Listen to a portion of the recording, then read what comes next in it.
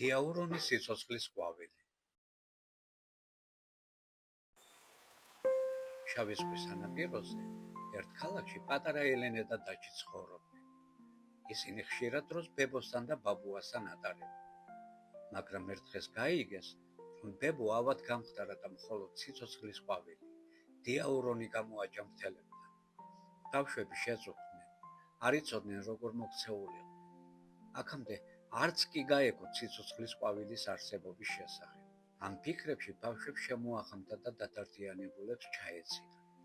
დილით ადრე მოიმსადეს საგზალი და გაუყვნენ ტყისკენ მიმავალ გზას. ისინი უკვე ტყის სიღრმეში იყვნენ, როცა ბინდი ჩამოწვა. ხის ტოტებზე ახასხასებულ მწვანე ფოთლებს ჩრდილის ფერი შეებარა. ნელ-ნელა მრავალფერ ბუნებას შავი ფერი იპყრობდა, დაღამდა. ხრუსიჩუმე ჩამოწვა, რომელსაც მხოლოდ ბუსშეძახილი და მოშორებით გლების ყმუილი არღვევდა. ბავშვები მათთვის წარმოუდგენელ გარემოში აღმოჩნდნენ, რა დროსაც გადაწყვეტილებები დამოუკიდებლად უნდა მიეღო.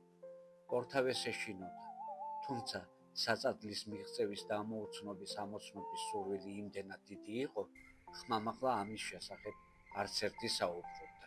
იქვე კლდოვან ბორცზე ელენემ გამოქვაბული შენიშნა და დაჩის აღტაცებით შესძახა. გამოქვაბული, თავი იქ შევაფაროთ. ბავშვებმა მზერა კლდოვან ბორცვს მიაპყრეს და აჩქარებული ნაბიჯით გამოქვაბულისაკენ გაეშურნენ. ეს პირველი გამოწვევის გადალახვის წინაპირობა გახდა. პატარები გამოქვაბულში შევიდნენ. დაჩიმ გასანათებლად ფანარი ამოიღო, მაგრამ გამოქვაბულის შუაგულში კოცონი თავისით აგიზგიზდა. ელენე და დაჩი გაოცებით შესხეროდნენ ერთმანეთს. მათ ვერ გაეგოთ, თუ როგორ აინთო ცეცხლი. პატარები იქვე ხის მორზე ჩამოსდნენ და აგიზგიზებულ კოცონს მიეფიცხენ. ხანმოკლე დუმილის შემდეგ ელენემ ჩუმად მოგრძალებით თქვა: დაჩი, მეშინია, როგორც კი გათენდება, სახლში დავბრუნდე. ელენეს წინადადება დასრულებული არც კი ჰქონდა, რომ ბავშვების ყურადღება გამოქვაბულის ერთ-ერთმა კედელმა მიიღო. კედლის დასავლეთით ამოუცნობი ნიშნები თავისით გამოისახა. თავდაპირველად ყვავილი, ხოლო შემდეგ მის ირგვლივ მომრგვალებული ფორმის ასოები გამოიკვეთა. ელენე და დაჩი სასწრაფოდ მიუახლოვდნენ კედელს. პატარებმა სიხარულით შესძახეს. ეს სიცოცხლის ყვავილი, დიაურონია. და შემდეგ იმ ამოუცნობანდანსა და მისტიკურ ნიშნებს შეხედეს, რომელიც სიცოცხლის ყვავილის ირგვლივ იყო გამოსახული. ელენემ დაჩის გაოცებით კითხა: რომელ ენას ეკუთვნის ეს ასოები? როგორ უნდა წავიკითხოთ? დაჩი მიუგო, ეს ქართული დამწერლობაა. იგი უძველესი ენაა და რამდენიმე ათას წლეულს ითვლის. ელენე, ჩვენი წინაპრები საქართველოდან არიან. ისინი ქართულ ენას მეც მასწავლიდნენ. თავად ქართველები სამხრეთ კავკასიაში, შავი ზღვის სანაპიროზე ცხოვრობენ. მიუგო დაჩიმ და ტელეფონით კედელს რამდენიმე ფოტო გადაუღო, მაგრამ სიცოცხლის ყვავილი და მისტიკური ნიშნები ფოტოზე არ გამოისახა. ელენემ მაშინვე გახსნა ზურგჩანდა. ამოიღო კალამი და დაჩის მიმართა. გაიხადე მაისური. ბავშვები სასწრაფოდ დასკნენ კოცონთან.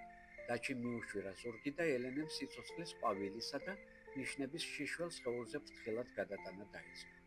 მაგრამ სასწაული ის გახლდათ, რომ თითოეული დეტალი არა ნახატის სახით, არამედ ზურგზე კანქვეშ წყლულის მსგავსად იკვეთებოდა. ამასობაში გამოქვაბულის შუაგულში მოგიზგიზე კოცონმაც მშურტვა დაიწყო. გათენების მოლოდინში ბავშვებსაც ღრმად ჩაეცინათ. დილით ისინი უცხო არსებამ გააღვიძა. მან ნაზეხვით დაუძახა დაჩის და ელენეს. პატარებმა თვალები გაახილეს და უკანა კიდურებზე ამხედრებული ცისფერი თაგუნა დაინახეს. დილამშვიდობისა, ბავშვებო, მე თაგუნა ტატი ვარ. ძალიან გამიხარდა თქვენი ხილვა ამ ჯადოსნურ გამოქვაბულში. ამიტომ გადავწყვიტე და გაგეცნოთ. პატარები გაოცებით შესხეროდნენ უცნაურ ცისფერ თაგუნიას. შემდეგ დაჩი მოგზალებით კითხა: თქვენ ლაპარაკიც იცით? ტატიმ ჩაიცინა. მე დაჩი მქვია. ამას? პატარა თაგუნია მიმწოთასვე შეაწყვეტილა. ვიცი, მე თქვენ დიდი ხანია გელოდით. ნაწინასწარმეტყველებია, თქვენ სიცოცხლის ყვავილის ტყვეობიდან დახსნის მისია გაკისრიათ. მთაში, სამოთხის ბაღში, სადაც სიცოცხლის ყვავილი დიაურონე ხარობს, ადგილს ურჩხული დაეპატრონა. ჯადოსნური ყვავილი ტყვეობაში სიცოცხლის სურნელსა და ელექსირს ვერ აფრქვევს, რის გამოც დედამიწაზე ყოველი არსება დაავადდა, დაძაბუნდა და სამწუხაროდ სიცოცხლის ხანგრძლივობაც შემცირდა. თუ სასწრაფოდ არ ვიმოქმედეთ, იგივე ემუქრება ადამიანთა მოდგმას. ურჩხული, რომელმაც სიცოცხლის ყვავილი დაატყვევა, უზარმაზარია და თან ცეცხლს აფრქვევს. ვინ არ სცადა მისი დამარცხება და ჯადოსნური ყვავილის ტყვეობიდან დახსნა, მაგრამ ყველა მცდელობა უშედეგოდ დასრულდა. საუბრის შემდეგ ელენემ დაჩიმ და ტატიმ გადაწყვიტეს გზა ტყის სიღრმისკენ გაეგრძელებინა.